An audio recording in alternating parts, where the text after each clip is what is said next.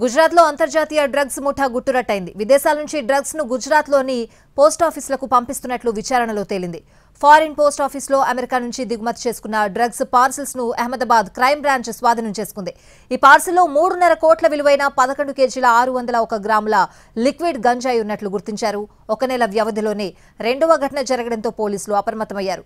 విదేశాల నుంచి వస్తున్న పార్సిళ్లపై ప్రత్యేక నిఘా ఉంచారు.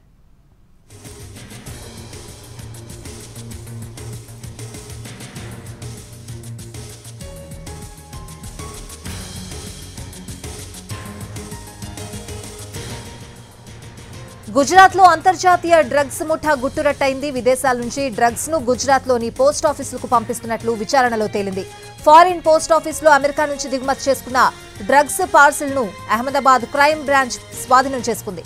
ఈ పార్సిల్లో 3.5 కోట్ల విలువైన 11 కేజీల 601 గ్రాముల లిక్విడ్ గంజాయి ఉన్నట్లు గుర్తించారు. ఒక నెల వ్యవధిలోనే రెండవ ఘటన జరగడంతో పోలీసులు అప్రమత్తమయ్యారు.